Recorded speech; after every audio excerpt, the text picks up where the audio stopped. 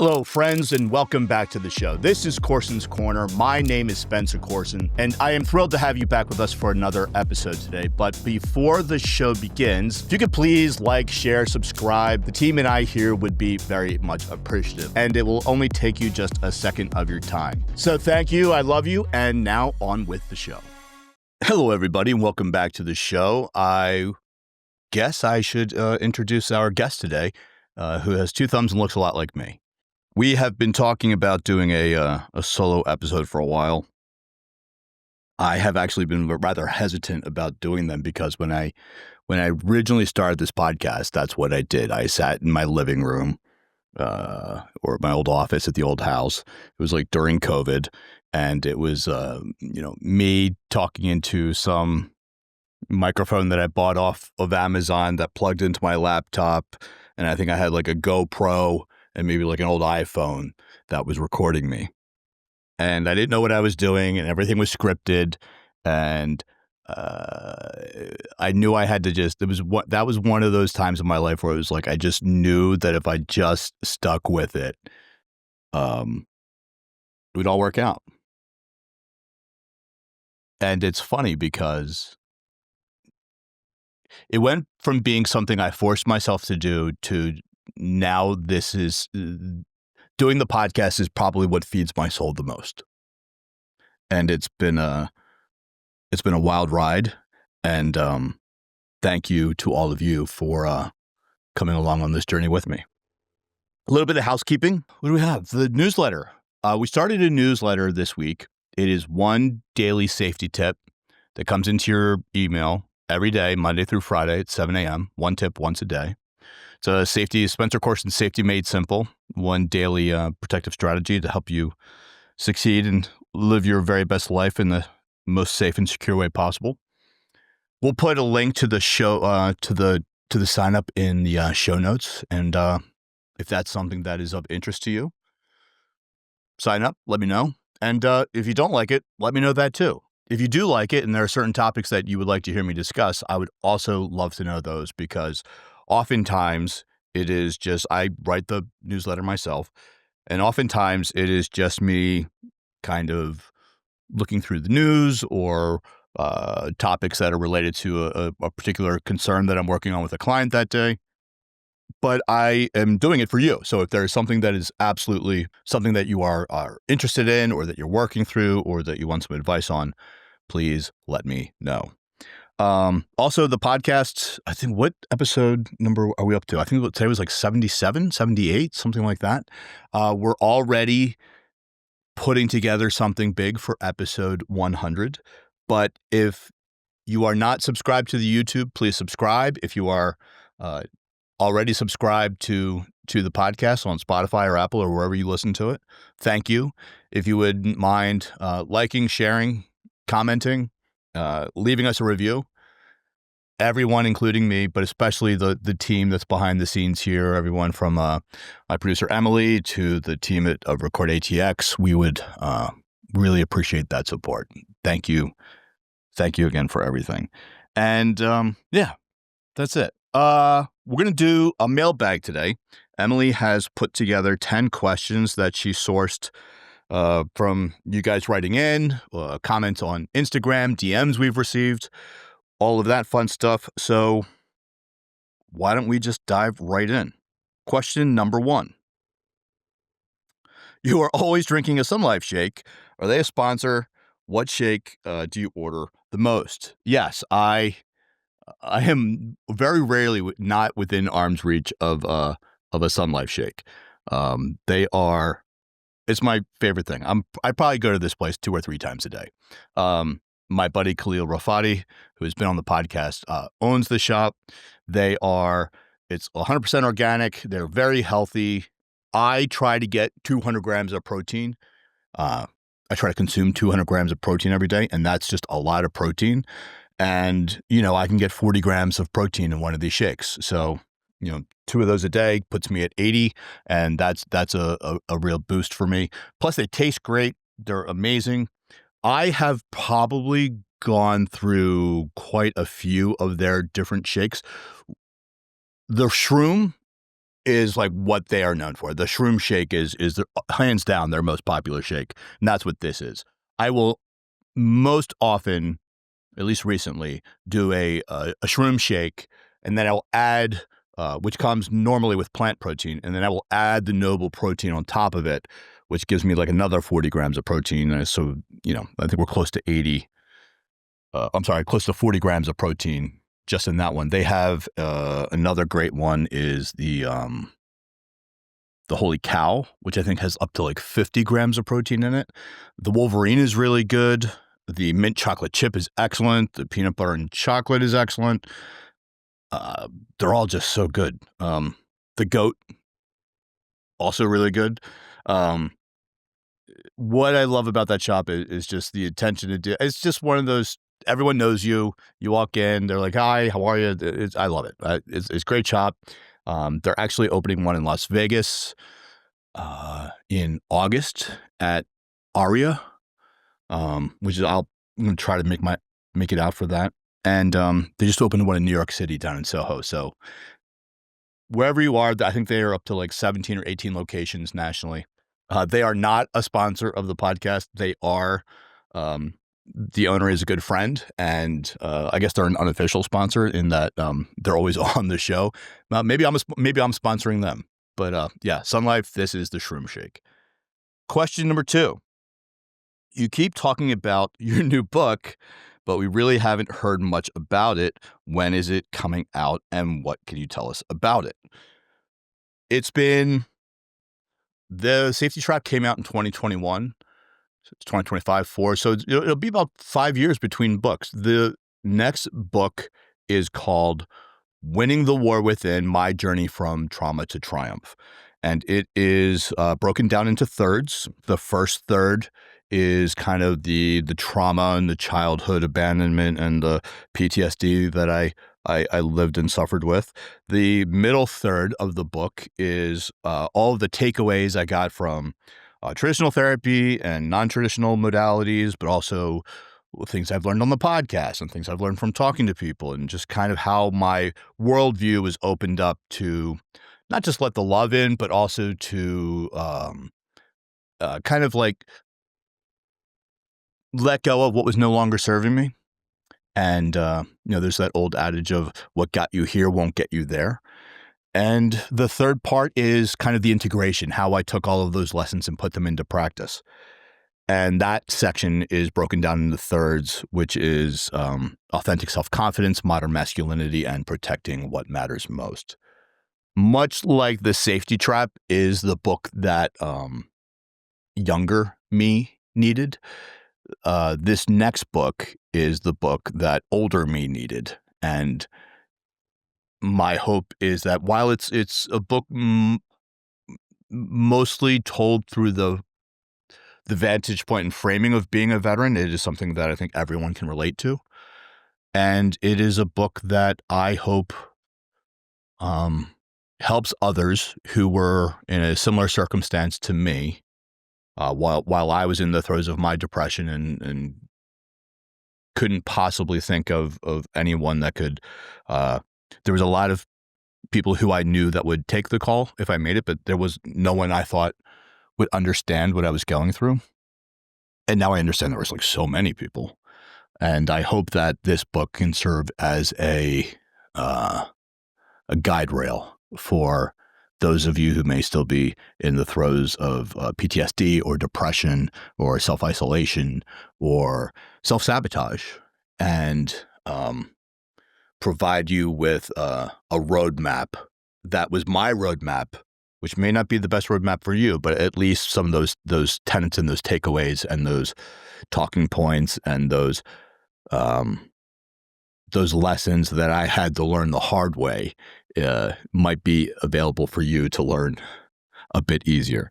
They say that the success, if you really want to be successful, try to learn from the mistakes that others make or made so that you don't have to make them yourself. And so we're on second edits of the book right now. I have to have the second draft of edits. I have to have the final manuscript in by October, which so if past this prologue, this book was The final manuscript was submitted in October. I think we, went through like the legal review and the line edits and the copy edits and all of that stuff through like December. I think we started doing the audiobook in January. We had the advanced reader copies by like February, March, and it was on bookshelves by May. So assuming everything goes to plan, that's when it should be made available. Question number 3. I am transitioning out of the Army after 10 years of service, and I'm thinking about starting my own business. Do you have any advice for a future entrepreneur? Yeah. I guess it would help if I knew like what kind of a business you wanted to go into. Here's what I'll say about starting a business. If it's something that you're thinking about doing, you're probably not going to make it. If it's absolutely something you have to do, you probably will. Starting your own business is one of the most liberating and empowering and a sense of fulfillment endeavors you will ever endure. You will also never work harder in your life. You will work 20, 24-hour days. The concept of weekends and holidays will not apply to you. You will sacrifice almost everything to your core until you almost wonder if there's anything left to give. And then you'll somehow find a way to give more. And then you're going to realize how much you suck at it and how easy it is for you to fail. And then you're going to try and try and try and try again. And then you're going to fail some more. And then you're going to try again. And then you're going to fail some more. And then eventually, after a certain amount of blood, sweat, and tears, it is going to start to make sense, and you're going to start to figure it out, and you'll one day look back and realize that, hey, maybe I'm actually onto something. I think the best quote I've ever heard about being an entrepreneur or starting a business, I may be paraphrasing this, was the Elon Musk quote, which was starting a business or being an entrepreneur is kind of like standing at the edge of the abyss and looking out into the darkness while chewing glass. Eventually, you just learn to love the taste of your own blood. So if that is the kind of life that you are looking for, welcome to the team. We would love to have you. We'd love to count you among us. Question number 4. You talk about therapy a lot. Yes, I do. Are you still in therapy? Is there a particular mindset shift that you attribute most to your self-improvement?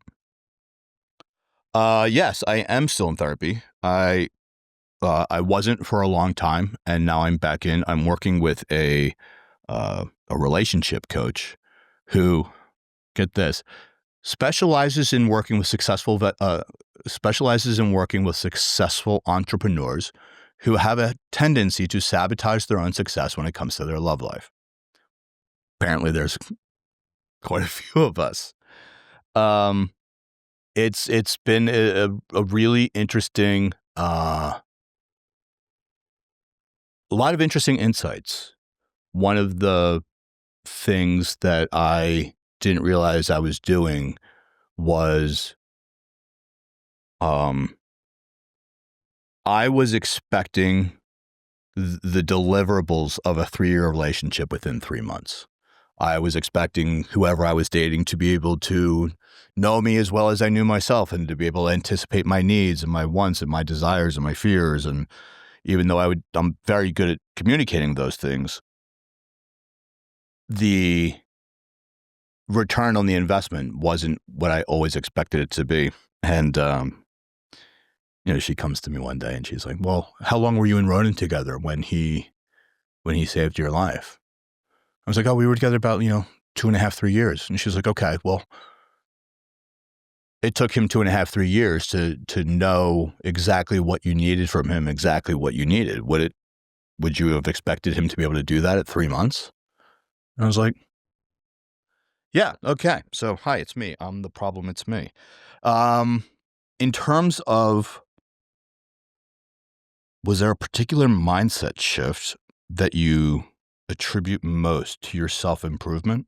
Self-love, self-forgiveness, and knowing who I was and being okay with that.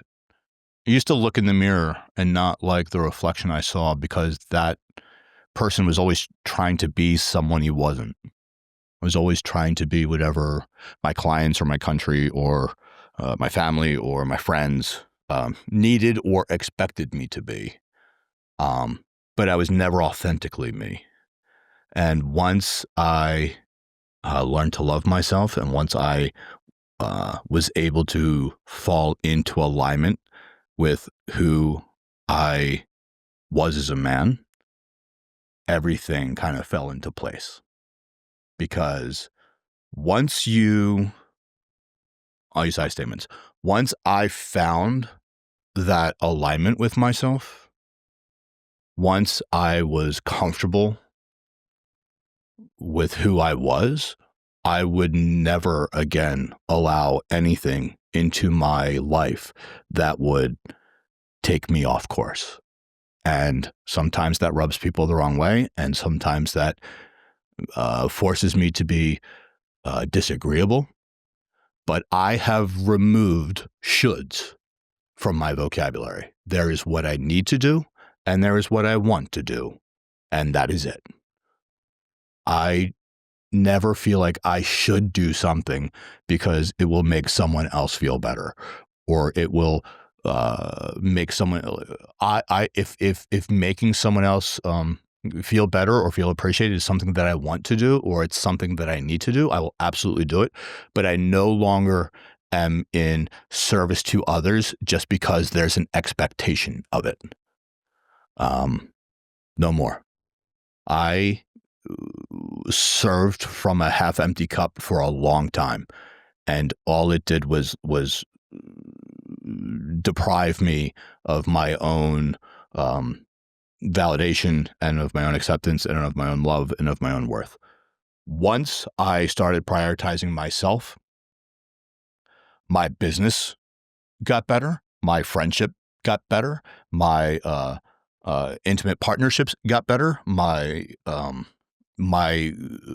self-respect and the respect of others improved. Being in choice is such a superpower. It curbed my drinking, it curbed my addictions, it curbed my my self-sabotage, and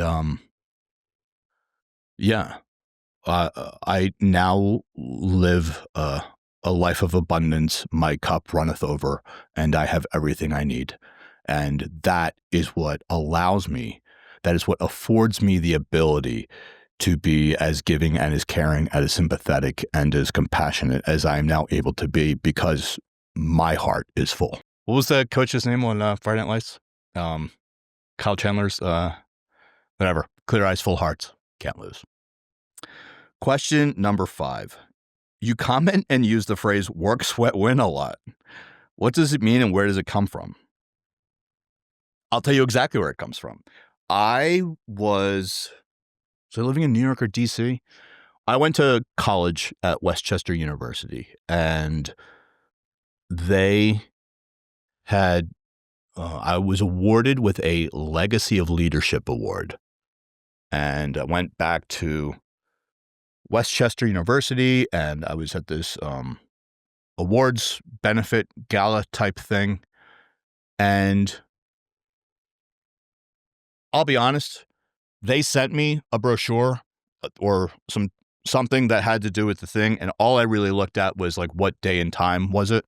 And so I went, and this is, God, maybe 10 years ago, more. And no, this had to be like 2010-ish. So way before therapy, and still very much in the should phase of my life. Anyway, so I knew that I should go to this thing. And so I went, and there was I think there was like 3 of us from like 3 different verticals or something. And the first person went up, and I saw that she had like note cards, and she went up and she accepted this award, and then they kind of like directed her to the podium. And I turned around to who was sitting next to me. I was like, "Oh, we're expected to give a speech." And they're like, "Yeah." And I was like, "Oh, of course." And they're like, "You have something, right?" I was like, "Oh, of course I have something prepared." I had nothing prepared. And so I walked up onto the podium and shook the chancellor's hand and got my little thing, and then stood up at the podium with my hands like I was very certain. And I think the person before me had said something, and I made some kind of a joke about what they had said, and went into this, what I'm sure was a long-winded diatribe about leadership and success and what it meant and what it takes to achieve it. And I sat there and I was like, because that's really all I do is I get up and I work and I do all the work that I need to do. And then at some point I go to the gym and I sweat it out, and then eventually I'll win. And then I get up the next day and I do the exact same thing. I get up, I do the work, I go to the gym, I sweat it out. And then eventually, if I keep doing that, I win. And it's work and it's sweat and it's win. And it's work and it's sweat and it's win. And then I just ended it with, so whatever you decide to do, if you really want to do it, work, sweat, win. And for a speech that I don't really even remember giving, except for like that little phrase, I got a standing ovation, and people came up to me all the time like, work, sweat, win, work, sweat, win, work, sweat, win. And it stuck. And now I have it on t-shirts, I put it on mugs, and another perfect example of me stumble fucking my way into something successful that I had no business doing. And I literally just dumbed it down to the 3 tenets that I knew underscored how I was living my life at the time. And now it has become an ethos that I live by, because I really do believe that if you dedicate yourself to discipline, and if you get up early every morning and you work as hard as you possibly can, and you exhaust yourself until there's nothing left in the tank, and you go to bed tired, and then you do it again the next morning, you will win. You will. Period. I guarantee it. If you get up every morning, and I'm not saying there's a difference between like going to the gym and working out, right? There's a difference between sitting at your desk and doing the work. But if you are serious, legitimately serious, authentically serious about doing the work, sweating your ass off, you will win. Period. End of story. It's going to happen. The ethos is very simple. The execution is very hard. But if you build it, they will come. Work, sweat, win. Question number 6. Who are the business leaders you look up to and why? I have a couple, but I had this conversation the other day with a buddy of mine who is, by any metric, super successful. Super successful. This is a guy who maybe started off with like, I'm just going to throw out numbers, but let's say that like he wanted to make, he started something and and the goal was to make like $100,000, right? He made that in like the first hour. So then the goal was like, 500,000, made that in the first year. Then it was like, I wanted to make $1 million, made that pretty quickly. 10 million, made that pretty quickly. 100 million. He's still going. And we were at dinner maybe a couple weeks ago. And, starting a family and how much is enough and this, that, and the other thing. And he's like, I was like, well, like you have already exceeded what you intended to exceed, or when we had this conversation years ago, what winning looked like, you have already made it. And he was like, yeah, I know, but now we're not thinking about, we're no longer thinking millions. Now we're thinking, what a B would look like, meaning like billions. And I was like, damn, dude, that's something special. And there is no doubt in my mind, not a doubt in my mind, that he will achieve that goal. It's going to happen. And by the time he's my age, he'll be sitting pretty and doing whatever he wants to do. He can do whatever he wants to do right now, but what he wants to do is pursue this. But we were chatting over something the other, maybe a day or two ago. And he said, I'm kind of in this funk because, I'm in the grind, but I keep having this comparison complex. And I was like, brother, look, man, you cannot play that game. That is a devastating decrescendo. I was like, first off, you can't be jealous of someone unless you're going to be jealous of all of them. Like that guy's got you can't be jealous of the nice car unless if you're going to be jealous about a particular part of someone, you have to be willing to accept all of those things, not just the one, flash thing. I was like, listen, man, water bill or just because the grass looks greener, it probably also means that the water bill is higher. Like there is no free lunch. There is no, just because you see, the hot wife in the sports car and the fancy house, maybe you're not seeing like, the impossible void they're trying to backfill of abandonment that they hope will eventually be, obfuscated if they hit a certain extra comma in their bank account. It's like, you can't do that.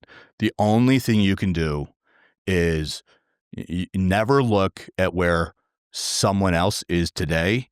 The only person you are ever in competition with is yourself. So don't give two shits about where someone else is today. The only metric that should matter is where were you yesterday. And as long as you are 1% better than that, brother, you are winning. And I say that because I said to him, I was like, hey man, look, you are one of like my professional and personal goals. Like I am working to achieve like what you have achieved. But I don't look at you as competition, brother. I look at you like motivation. And he was like, oh, that's a really good reframe. And I was like, dude, it's 100% true. Like I love you and you are my brother, but like I am not in competition with you. One, because I'm just not. He is like way up, that'd be like, I don't know, it'd be like Peter Pan saying that he's like a superhero like Superman. Not the same ballpark. But it's motivation for sure. But who do I look at in terms of so many? Cody Sanchez is a good friend. I love what she's doing. I remember when Cody first started doing social media, and she was like, "I'm going to just start talking about boring businesses." And Cody is actually a big reason why I started doing social media myself, because I was like, I want to be kind of like the Cody Sanchez of safety. And then I was having this conversation with these venture capital people last week, and they're like, well, we kind of think like you could be like the Martha Stewart of safety. And I was like, well, I kind of always fancied myself like or not fancied myself, but like I loved what Bourdain did, how he was just so passionate about everything and how he was such an enthusiast about everything. And she was like, well, Bourdain had a great book and he had a great TV show, and he opened a lot of people's eyes to like the culinary delicacies of life. But he didn't teach people how to cook. He didn't teach people how to chop an onion. He didn't teach people how to do, like you couldn't go to the store and buy like the Anthony Bourdain like knife set. But Martha Stewart, she came on the scene and she made stay-at-home moms feel like they had purpose, like they were empowered. And she said, hey, you're not like being a stay-at-home mom, being a homemaker is like one of the greatest joys in life. Like, let me teach you how to bake. Let me teach you how to decorate. Here's my magazine. Here's my TV show. Here, let me teach you how to do this. Let me teach you how to do that. And, look here, go to Walmart, Kmart, and you can buy my drapes. You can buy my sheets. You can buy my linens. And she had this like vertically integrated platform that was educational, was inspirational, was motivational. And if that's something that I can do for you, if I can take all of the experience and all the lessons and all the trials and tribulations of my life and distill them in such a way that allows everyone else to, one, never be as afraid or as scared of the dark or as fearful or as intimidated as I was as a child, if I can give to you those lessons and provide that framework and offer the tools and the resources and help you develop the skill set to live your very best life the safest way possible, there is nothing more I would rather do. I love what I do so much that, like, if I hit the lottery for $1 billion tonight, I would wake up every morning and still do exactly what I do. There would certainly be signs that I won the lottery and had $1 billion. I would certainly have more stuff. Definitely have more trucks, guns, and dogs. But I would still be in the studio every week doing this because this is what feeds my soul. Question number 7. What are your non-negotiables when it comes to success? I made a video about this the other day because I was talking to someone about, she was saying that she was like so frazzled because she was so burned out about everything. And what I said to her was, the best way to avoid burnout is to control as much as you can and to structure your day as much as you can so that the capability of disruptions are lessened and their impact is not so great. Because if you have certain benchmarks and certain structures and certain non-negotiables in place, you can live you can not only reduce the amount of uncontrollable or unintended or crises and concerns that could disrupt your life, but you can also ensure that that throughout your day there are guaranteed pockets of joy that will ensure your happiness. So I do 3 things. One of the first things I do is I lock my calendar down at 10 p.m. the night before. At 10 p.m. tonight, my calendar for tomorrow is locked. Nothing. So if a buddy calls like, hey, you want to grab lunch, or hey, you want to go to the range, or hey, like if it's not, I was like, dude, I'd love to, but like can't be tomorrow. Because I know when I go to bed tonight, at whatever time that may be, that I have enough energy dollars stored up to get me through tomorrow. The other thing that I do in that calendar is I have 4 things that I know bring me joy, and then I spread them out throughout the day. So one of my favorite things to do in the morning is take Ronan to the dog park. And so I start my day with a win.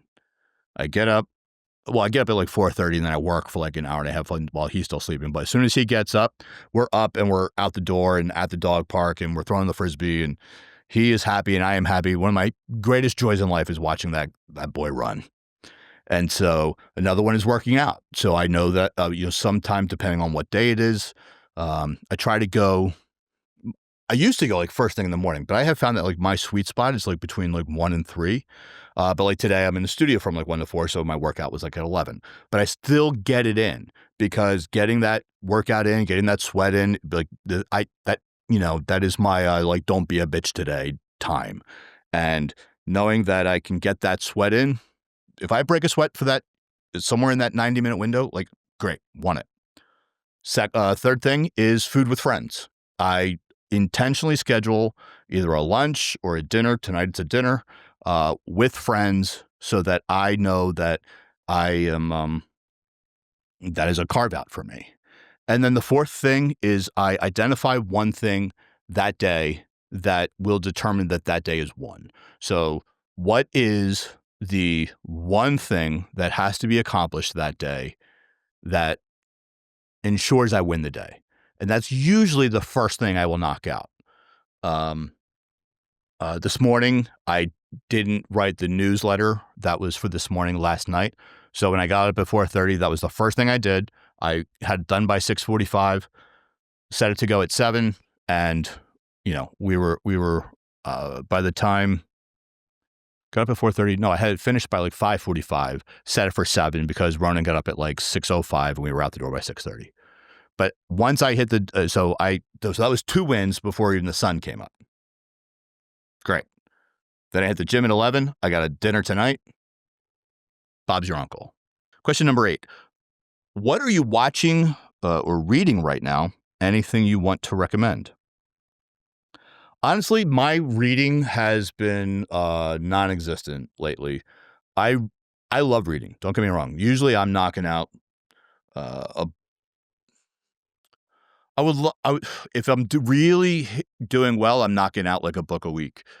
But I've really been working a lot lately. And also, I read so much. I read and write so much of my everyday life that finding free time to read for pleasure isn't, that's usually the first thing that will get knocked out. I will, if I'm tired of like sitting at the screen or reading legal briefs or reports or assessments or personality inventories or what have you, I will throw on a TV show. Every once in a while, I'll go to the movies. Have I seen anything good lately? I did watch the most recent season of The Bear, a show which historically I have loved. I loved season 1 and season 2. In season 2, they introduced this concept of every moment, every second matters, every moment matters. And apparently that framing was lost on the writers and showrunners because season 3 and 4 just take, they go from Philly to New Jersey by way of LA. It is not an every moment matters framework. I still think that show is a good hang, and I still enjoy some of the dynamics, but I think that whatever it was, 10 episode season this year could have been 3. Movies, last movie I saw was Ballerina. Ana de Armas as a female John Wick counterpart will always be entertaining. I wouldn't say that movie's going to win any Oscars, but if you want to see everything in the Taron tactical arsenal be put to good use in a very entertaining and badass way, that's a very fun movie to watch. Best thing I've seen lately? Oh, no question, Andor. Season 2, God, I guess it's been a while now since it came out, but man, that show, season 1 and season 2, Tony Gilroy, kudos to you. Wow. And here's the thing. I know it's like in the Star Wars universe, but it's not like you think it is. It is a show about how does a rebellion become a revolution, from the financiers to the political underpinnings to, how does someone get radicalized? It is a textbook, just brilliantly written, wonderfully acted, carefully curated, 12 episode, 10 or 11, 12, but I think it's maybe only 10, but it's told in each arc is told in 3 episodes. So like episode 1, 2, and 3 is a story. 2, 3, and 4, 5, and 6 are a story. 7, 8, and 9 are a story. 10, 11, I think it was 12 because I do think it was 4 threes. But cannot recommend it enough. If you are a student of history, if you are a student of revolution, if you are a student of insurrection, if you are a student of war, it is chef's kiss, man. It is so good. So good. Question number 9. Where do the 5 questions come from? How do you come up with them? How often do you change them out? The 5 questions, I don't even know when we started that. It certainly wasn't the first episode of what is the new Coursen's Corner. I am a big fan of the big picture. Sean Fennessy, Amanda Dobbins. It's on the Ringer Network. I love everything the Ringer does. I love The Watch with Chris Ryan and Andy Greenwald. I love the Bill Simmons podcast. I love Van Lathan and the Midnight Boys. I love Mallory Rubin and Joanna Robinson and all their deep dives. I love everything they do. It is, for those of you who don't know, the Ringer Podcast Network. They are, I think, owned by Spotify now. It's a lot of the old Grantland crew from ESPN back in the day. It is brilliant. I love everything they do. And Sean Fennessy, when he interviews directors on The Big Picture, he ends every episode with saying, "So what is the last great thing you've seen?" And I always thought that was like an interesting way to kind of like just get a little bit of insight that wasn't part of the conversation previously about that guest. And I didn't want to do like a Letterman top 10. And so I just was like, I'll just ask like, 3 to 5 questions at the end. And I don't know how I came up with 5, but it's like the final 5, I think. Maybe there was like something with sports going on. It was like the game 5, and it's like final. I came up with something. Anyway, 5 stuck. And how did I come up with them? There were 5 questions that I would sometimes ask at cocktail parties. One of the things that I used to do, I still do it actually, is and this is something that I don't know where I learned this, but if you're like at a cocktail party where you don't know anyone, or if you only know limited people, or if you're at a wedding or a work event, or you just want to be better at networking, walking up to someone and saying like, "Oh, hi, I'm Spencer. What's your name? Like, who you're here with?" And be like, "So tell me, what are 3 things, tell me 3 things that I don't know about you."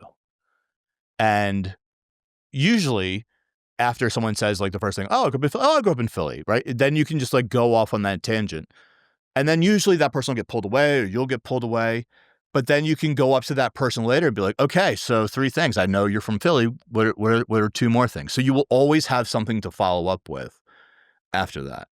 And so I wanted to ask people just like random questions. They change out quite a bit. Sometimes I'll hear another interview, ask someone a question, like, "Oh, that's an interesting way to frame something," and I'll just iterate on it. Or sometimes I just come up with them on my own. I'll just freestyle some questions. The only question I think that has always been consistent is the alien question. And I did that just because at some point I'm going to want to make a montage of everyone's answers of yes, no, yes, no, yes, no, yes, no. But the other ones, I kind of change them out. At a certain point when you ask one question, like you're going to get the same answers a lot. Like I was asking that time machine question for a while, and pretty much everyone was saying like the pyramids or Jesus, and after that, it's like, all right, I know that if I'm the one asking the questions and I'm starting to get bored with the answers, then you listening to them are probably starting to get bored with them. So I try to change them out just for my own sake. But also, if there are questions that you would like to be included in the final 5 question framing, send them in. We would love to hear them.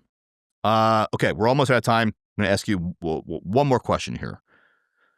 Question number 10. How do you prepare for a courtroom cross-examination as an expert witness, and how do you stay calm under pressure? That's a good question. Well, to be perfectly honest with you, I've been doing expert witness work for maybe, 3 years now. And I've only had to go to court 3 times. I've only had to testify in court as an expert witness like once or twice. Most cases settle, especially civil cases. I think like less than 2% of all cases go to trial, and civil cases especially almost always settle just because it is so expensive to go to court. I do get deposed a lot. I have been deposed a lot. And for those of you who don't know what being deposed means you go into this like conference room with a court reporter and a camera and opposing counsel, and so how it works is I will get all of this evidence or anything that like comes into discovery from both the plaintiff and the defense, and I will then have to write a report, either pro or con, depending on who my client is. opposing counsel can then depose me to see if the opinions that I substantiate in my report are valid and that my training, background, education, and experience supports the evidence or the opinions that I put forth, and that training, background, education, experience is supported by the facts of the case. So you can't just come out and say, and I've seen experts do this and they really get hung out to dry. They'll come out and be like, oh, there was no security. Well, if they had like 2 guards and a dog, this wouldn't have happened. Like good luck, especially if like legally they weren't required to have any of those things. So what being deposed means is they can sit you down for 6 hours and they will go line by line through your report and challenge everything. So how do I stay calm under pressure? I stay calm under pressure because no one fears that which they know well. I have been doing this for over 20 years now. I joined the Army in 1999, served for however long, jumped into the government side of the house, did that for a bunch of years, jumped over the private sector. So there is not much in the threat management, security assessment zeitgeist that I literally wrote a book about it that I don't know intimately and better than most. And I get that a lot of security guys aren't, the brightest bulbs in the lamp or the sharpest knife in the drawer or the best tool in the shed or whatever. But, I'm a pretty smart guy. And and this is my craft, this is what I do. And so when I am against opposing counsel who like this might be one of 5 security related cases they've ever done in their life, it's important to not get cocky, and it's important to not get condescending, and it's important to not be insulting or ignorant or, to give them any credit to. But I have been doing this long enough that for them to come at me in a way that I'm not expecting, because I don't write anything in a report that I wouldn't myself be able to defend, and I also, when I am on the defense side, look at opposing counsel's or the plaintiff's expert report, and will just do what I can to take that report apart. So I write my report knowing that it is going to be heavily scrutinized. And so I do not write anything down that I cannot 1,000% substantiate with not just a litany of industry recognized best practices and industry standards, but also my own personal experience in that field to substantiate what those industry standards or to substantiate why those industry standards are standards and why those best practices are best practices. The worst thing you can do in expert witness work or in any kind of testimony is make something up or assume something. The absolute best thing you can say on the stand or in a deposition to a question you don't know is to say, I don't know. And I have had to say that many, many times. Where you get yourself into trouble as an expert witness is assuming or kind of force fitting something or getting something to sound good when it's actually bullshit. The best thing you can do is if something was fucked up, say it was fucked up. If something was, foreseeable, say it was foreseeable. If something was just so out of right field that no one could have expected it, say so. The worst thing you can do is lie. The worst thing you can do is lie. The name of the game is trust. And you gotta when it's your name and it's your reputation, and you know that what you're doing is righteous, just go with that. And that's a great way to live life too, right? If you don't know, say so. If you want to know, ask. And if you, I was talking to someone about something the other day, and they were like, "Oh, so did you switch sides on that?"